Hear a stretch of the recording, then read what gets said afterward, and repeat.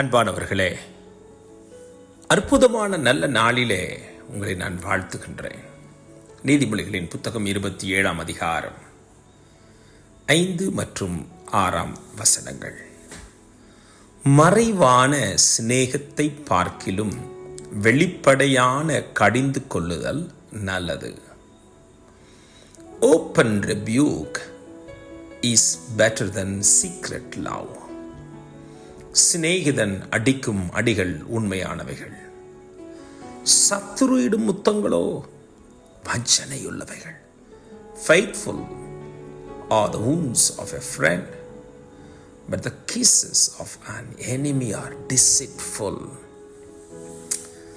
மிகவும் அன்பான கர்த்தருடைய பிள்ளைகளை, வாசித்த வேத பகுதியிலிருந்து நாம் என்ன கற்றுக்கொள்கிறோம்? மறைவான சிநேகம், வெளிப்படையான கடிந்து கொள்ளுதல், சிநேகிதன் அடிக்கும் அடி, சத்துரு இடும் முத்தம். இந்த இடத்திலே காணப்படுகிற இந்த கம்பேரிசன், ஒற்றுமை, கான்ட்ராஸ்ட், வேற்றுமை, இவைகளை நீங்க கவனிங்களேன். சத்துரு கொடுக்கிறதான முத்தங்கள்,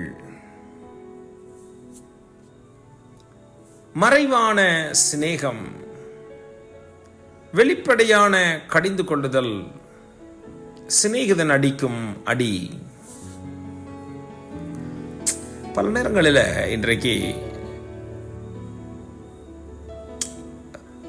நான் நேசிக்கிறேன் என்று சொல்லுகிறவர்களை நம்புவதும், வஞ்சனையான முத்தங்களை நம்புவதும் இயல்பாக மாறிவிட்டது. இயல்பான ஒரு உலகம், ஏமாறுகிற உலகம். எப்படி இந்த உலகத்திலிருந்து தப்பிப்பது? பலரும் வெளிப்படையாய் கடிந்து கொள்ளும் பொழுது அவர்களை வெறுப்பது, சில நேரங்களிலே சிறிய அடிகள், திருத்துகின்ற முயற்சிகள், ஈடுபடுகிறவர்களை முற்றிலும் வெறுப்பது. மாறாக வஞ்சனையோடு முத்தமிடுகிறவர்களை அப்படியே நம்புவது. பொதுவாக ஒரு பழமொழி போல சொல்லுவார்கள், இந்த வளர்க்கின்ற ஆடு வளர்க்கிறவனை நம்பாது, ஆனால் அதை வெட்டுகிறவனை நம்பும் என்று.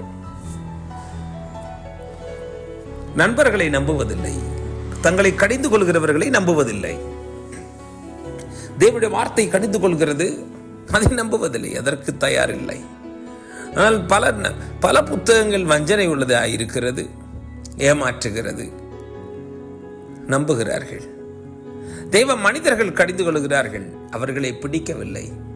ஆனால் பல மனிதர்கள் வஞ்சனையாய் ஏமாற்றுகிறார்கள், சத்துருக்கள் முத்தமிடுகிறார்கள், அவர்களை நம்புகிறார்கள்.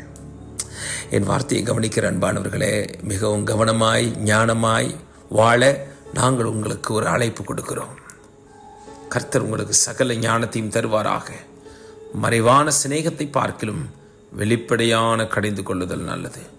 சிநேகிதன் அடிக்கும் அடிகள் உண்மையானவைகள், சத்துரு இடும் முத்தங்களோ வஞ்சனை அல்லவைகள். பயப்படாதே.